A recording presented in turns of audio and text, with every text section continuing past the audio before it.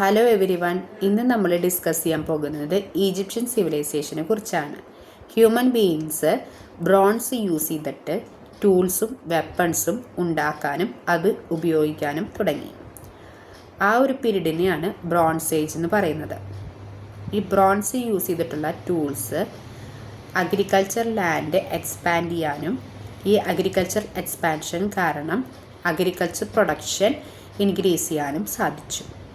Bronze age പീരീഡിൽ human ലൈഫിൽ വളരെയധികം ചേഞ്ചസ് കൊണ്ടുവന്നു. ഈ ചേഞ്ചസ് കാരണം ഓരോ സിറ്റീസിനെ കേന്ദ്രീകരിച്ചുകൊണ്ട് ഓരോ സിവിലൈസേഷൻസ് ഫോം ചെയ്തു. അങ്ങനെ ബ്രോൺസ് ഏജ് സിവിലൈസേഷൻസ് 4ആയിട്ട് ഡിവൈഡ് ചെയ്തു. Mesopotamian civilisation, Egyptian civilisation, Chinese civilisation and Harappan civilisation. Harappan സിവിലൈസേഷനെ ഇൻഡസ് വാലി സിവിലൈസേഷൻ എന്നും വിളിച്ചിരുന്നു. ഈ 4 സിവിലൈസേഷൻസും റിവർ വാലീസിലാണ് ഫോം ചെയ്തിട്ടുള്ളത്. അതിൻ്റെ റീസൺ എന്താണെന്ന് വെച്ചാൽ അവിടെ ഫെർട്ടൈൽ സോയിൽ ഉണ്ടായിരിക്കും, അതുപോലെ തന്നെ availability of water and favourable climate. ഈ 3 റീസൺ കൊണ്ടാണ് ഈ 4 സിവിലൈസേഷൻസും റിവർ വാലീസിൽ ഫോം ചെയ്തിട്ടുള്ളത്. ഈജിപ്ഷ്യൻ സിവിലൈസേഷൻ വേൾഡിലെ ഏറ്റവും most popular and oldest river valley സിവിലൈസേഷനിലൊന്നാണ് Egyptian civilisation. Egyptian civilisation develop ചെയ്യുന്നത് അറൗണ്ട് 3000 BCE പീരീഡിലാണ്. നോർത്ത് ഈസ്റ്റ് ആഫ്രിക്കയിലെ റിവർ നൈലിൻ്റെ തീരത്ത് വെച്ചാണ് ഇത് ഫോം ചെയ്യുന്നത്. റിവർ നൈല് ഈജിപ്ഷ്യൻസിൻ്റെ life, culture, economy, belief and religion ഇതൊക്കെ ഷേപ്പ് ചെയ്യാനും അത് ഡെവലപ്പ് ചെയ്യാനും ഒരു ഇമ്പോർട്ടൻ്റ് റോൾ വഹിക്കുന്നുണ്ട്. ഇനി ഈജിപ്ഷ്യൻ സിവിലൈസേഷൻസിൻ്റെ മറ്റ് ഫീച്ചേഴ്സ്, പിരമിഡ്സിനെ കുറിച്ചും mummies, art of writing and achievement in science and mathematics ഇതിനൊക്കെ കുറിച്ചാണ് ഇനി നമ്മൾ ഡിസ്കസ് ചെയ്യാൻ പോകുന്നത്. Region of Egyptian civilisation. Egyptian civilization flourished in the Nile valley. നമ്മൾ പറഞ്ഞിരുന്നു ഓരോ റിവർ വാലീൻ്റെ തീരത്താണ് ഓരോ സിവിലൈസേഷൻ ഫോം ചെയ്യുന്നതെന്ന്. നൈൽ റിവർ എന്ന് പറയുന്നത് ലോകത്തിലെ ഏറ്റവും ലോങ്ങസ്റ്റ് റിവറാണ് നൈൽ റിവർ എന്ന് പറയുന്നത്. ഈജിപ്ഷ്യൻ സിവിലൈസേഷൻ്റെ ബാക്ക് ബോൺ ആണ് Nile river. River Nile provided fertile land and water. Nile river നമുക്ക് ഫെർട്ടൈൽ ആയിട്ടുള്ള ലാൻഡ് അതുപോലെ തന്നെ വാട്ടർ അവൈലബിൾ ആക്കുന്നു, അതുപോലെ തന്നെ ഫേവറബിൾ ആയിട്ടുള്ള ക്ലൈമറ്റ്സ് ഒക്കെ പ്രൊവൈഡ് ചെയ്യുന്നു. ഓരോ സിറ്റീസിനെയും കേന്ദ്രീകരിച്ചുകൊണ്ടാണ് ഓരോ സിവിലൈസേഷൻസ് ഫോം ചെയ്യുന്നതെന്ന് നമ്മൾ പറഞ്ഞിരുന്നു. അതുപോലെ ഈജിപ്ഷ്യൻ സിവിലൈസേഷനിലെ മെയിൻ സിറ്റിയാണ് കൈറോ സിറ്റി. കൈറോ സിറ്റിയുടെ ഇമേജാണ് ഇവിടെ കൊടുത്തിട്ടുള്ളത്. Importance of the river Nile. ഓരോ വർഷമുണ്ടാകുന്ന ഫ്ലഡ് മൂലം ഫലഭൂഷ്ടമായ മണ്ണ് കരക്കടിയുന്നു. ഇത് കൃഷി ചെയ്യാൻ സഹായിക്കുന്നു. റിവർ നൈലിലെ fertile soil agriculture production increase ചെയ്യാൻ സഹായിക്കുന്നു. കുടിവെള്ളത്തിനും ഭക്ഷണം പാകം ചെയ്യാനും ട്രേഡ് നടത്താനും ഗുഡ്സ് ട്രാൻസ്പോർട്ട് ചെയ്യാനും സഹായിക്കുന്നു. അതുപോലെ തന്നെ സമയവും സീസൺസും കാൽക്കുലേറ്റ് ചെയ്യാൻ സഹായിക്കുന്നു. അതുപോലെ ഈജിപ്തിൻ്റെ ഓരോ വളർച്ചയുടെ പിന്നിലും ഒരു പ്രധാന പങ്ക് വഹിക്കുന്നത് റിവർ നൈലാണ്. Egypt is called the gift of Nile. അതായത് ഹെറോദോസ് രാജാവ് ഇങ്ങനെയാണ് ഈജിപ്തിനെ പറയുന്നത്. Rulers of Egypt. ഈജിപ്തിലെ രാജാക്കന്മാരെ ഫറവോ എന്നാണ് വിളിച്ചിരുന്നത്. ഈജിപ്ഷ്യൻസ് ബിലീവ് ചെയ്തിരുന്നത് ദൈവം തിരഞ്ഞെടുക്കപ്പെട്ട ഒരു വ്യക്തിയാണ് ഫറവോ. ഈ ഫറവോയ്ക്ക് അവിടെയുള്ള ജനങ്ങളുടെ മേലിലും അവിടെയുള്ള ലാൻഡിൻ്റെ മേലിലും ഒരു സുപ്രീം പവർ ഉണ്ടെന്നാണ് ഈജിപ്ഷ്യൻസ് ബിലീവ് ചെയ്തിരുന്നത്. ഈജിപ്ഷ്യൻസ് ഫറവോയെ ഒരു ഗോഡ് കിങ് ആയിട്ടാണ് കൺസിഡർ ചെയ്തിരുന്നത്. അതുകൊണ്ട് തന്നെ ഈജിപ്ഷ്യൻസ് ഫറവോയെ എന്നും ആരാധിച്ചിരുന്നു. റിലീജിയൻസ് അതുപോലെ തന്നെ അഡ്മിനിസ്ട്രേഷൻ കാര്യങ്ങളൊക്കെ കൺട്രോൾ ചെയ്തിരുന്നത് ഫറവോ തന്നെയായിരുന്നു.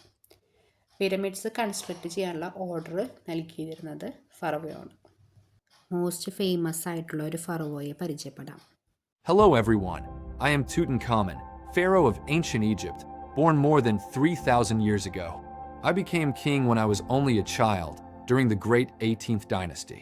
My name means the living image of Ammonius, and during my reign I restored the worship of the ancient gods and reopened their temples. Though my rule was short, my legacy lives on. After my death, I was laid to rest in the Valley of the Kings, surrounded by treasures meant for the afterlife. Thousands of years later, my tomb was discovered almost untouched, revealing the glory of ancient Egypt to the world. Today, I am remembered as the boy king and one of the most famous pharaohs in history. Social structure Egyptian society ഒരു pyramid shaped hierarchy ആയിട്ട് organise ചെയ്തിട്ടുണ്ട്. മൊത്തം 6 stages ആണുള്ളത്. First pharaoh, supreme ruler and god king. Second nobles and priest. ഫറവോയെ assist ചെയ്യുന്ന വ്യക്തികളാണ് nobles. അവിടെയുള്ള temples manage ചെയ്യുന്ന വ്യക്തികളാണ് priest. Third scribes and officials. Records keep ചെയ്യുന്ന വ്യക്തികളാണ് സ്ക്രൈബ്. അവിടെയുള്ള ലാൻഡിൻ്റെ ടാക്സസ് കളക്ട് ചെയ്യുന്ന വ്യക്തികളാണ് officials. Fourth artisans and traders. കരകൗശല വസ്തുക്കൾ ഉണ്ടാക്കുന്ന ആൾക്കാരാണ് ആർട്ടിഷ്യൻസ്. അവിടെ നൈൽ റിവർ യൂസ് ചെയ്തിട്ട് ഈജിപ്തിൻ്റെ അകത്തും പുറത്തുമായിട്ട് ട്രേഡ് നടത്തുന്ന വ്യക്തികളാണ് traders. Farmers worked on the land. Slaves performed manual labour. സൊസൈറ്റിയിൽ ഒരു സ്റ്റെബിലിറ്റിയും അതുപോലെ തന്നെ ഒരു ഓർഡർ മെയിൻറ്റെയിൻ ചെയ്യാൻ വേണ്ടിയിട്ട് ഈ സോഷ്യൽ സ്ട്രക്ചർ സഹായിക്കുന്നു. അഗ്രികൾച്ചർ. ഈജിപ്ഷ്യൻസിൻ്റെ മെയിൻ ഓക്യുപ്പേഷൻ എന്ന് പറയുന്നത് അഗ്രികൾച്ചറാണ്. റിവർ നൈലിൽ നിന്ന് കിട്ടുന്ന വെള്ളവും ഫെർട്ടൈൽ സോയിലും അഗ്രികൾച്ചറിനെ വളരെയധികം സപ്പോർട്ട് ചെയ്യുന്നു. Wheat, barley, millet, fruits, flax, cotton ഇവയാണ് മേജറായിട്ട് കൾട്ടിവേറ്റ് ചെയ്യുന്ന crops. Surplus agriculture production trade, craft, urban ലൈഫിൻ്റെ ഡെവലപ്മെൻറ്റിന് കാരണമാകുന്നു. Religion and belief. ഈജിപ്ഷ്യൻസിൻ്റെ ജീവിതത്തിൽ റിലീജിയന് ഒരു പ്രധാന പങ്ക് വഹിക്കുന്നുണ്ട്. ഈജിപ്ഷ്യൻസ് പോളിതിയിസ്റ്റാണ്. അതിനർത്ഥം അവരൊന്നിൽ കൂടുതൽ ദൈവങ്ങളെ ആരാധിക്കുന്നു. ഓരോ ദൈവവും ഓരോ നാച്ചുറൽ ഫോഴ്സസിനെയോ അല്ലെങ്കിൽ ആസ്പെക്ട്സ് ഓഫ് ലൈഫിനെയോ റെപ്രസെൻ്റ് ചെയ്യുന്നു. Important gods included Ra, sun god; Osiris, god of the afterlife; Isis, goddess of motherhood and magic; Anubis, god of embalming and mummification. They believed strongly in life after death. മരണശേഷമുള്ള ഒരു ജീവിതത്തിൽ വിശ്വസിക്കുന്നവരാണ് ഇവർ. Pyramids. Egyptian സിവിലൈസേഷനിലെ most important and famous ഫീച്ചറാണ് pyramids. They were built as tombs for the pharaohs. രാജാക്കന്മാരുടെ ശവകുടീരങ്ങൾ സൂക്ഷിക്കുന്നതിന് വേണ്ടിയിട്ടാണ് പിരമിഡ്സ് ഉണ്ടാക്കിയിട്ടുള്ളത്. ലാർജ് സ്റ്റോൺ ബ്ലോക്സ് യൂസ് ചെയ്തിട്ടാണ് പിരമിഡ്സ് ഉണ്ടാക്കിയിട്ടുള്ളത്. Largest and most famous pyramid എന്ന് പറയുന്നത് ഗ്രേറ്റ് പിരമിഡ് ഓഫ് ഗിസ ആണ്. സ്ഫിങ്സ്. ആൻഷ്യൻ്റ് ഈജിപ്തിലെ ഒരു ഫേമസ് ആയിട്ടുള്ള മോണുമെൻ്റ് ആണ് സ്ഫിങ്സ്. ഫറവോയുടെ തലയും സിംഹത്തിൻ്റെ ശരീരവുമാണ് ഇതിൻ്റെ രൂപം. പിരമിഡ്സ് ഓഫ് ഗിസയുടെ അടുത്താണിത് ലൊക്കേറ്റ് ചെയ്യുന്നത്. ഇത് പവറിനെയും സ്ട്രെങ്ത്തിനെയാണ് സൂചിപ്പിക്കുന്നത്. മമ്മീസ്.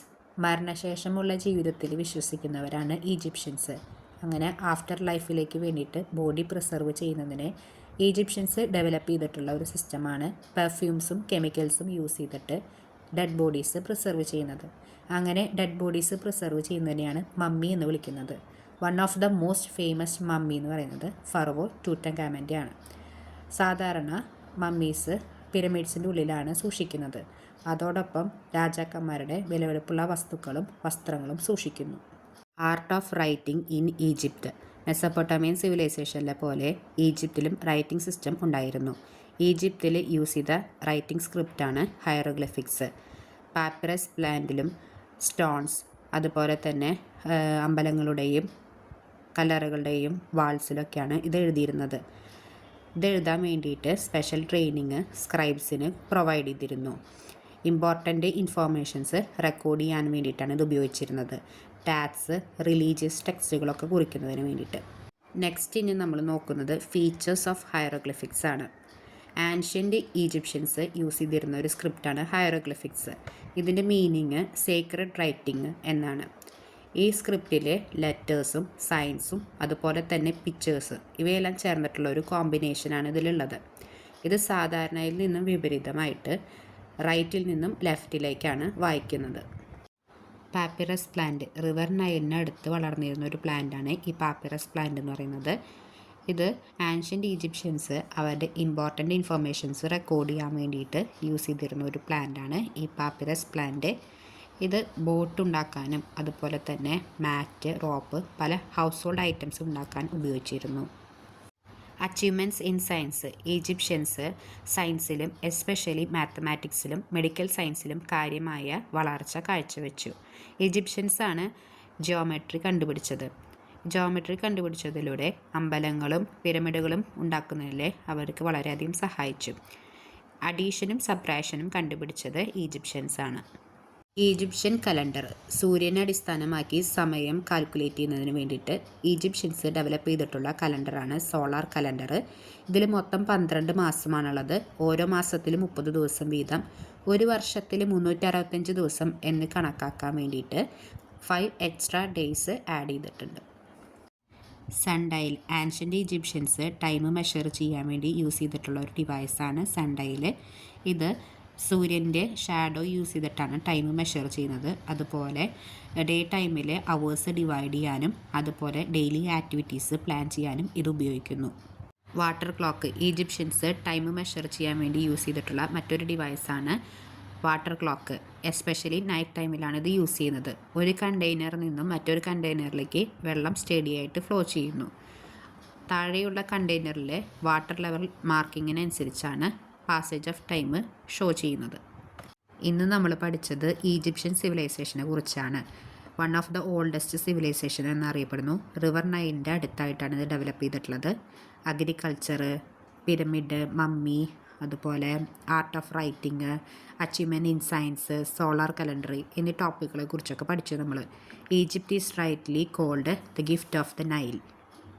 ഈജിപ്ഷ്യൻ സിവിലൈസേഷനും അതിൻ്റെ ഫീച്ചേഴ്സും എല്ലാവർക്കും മനസ്സിലായി എന്ന് വിചാരിക്കുന്നു. Thank U.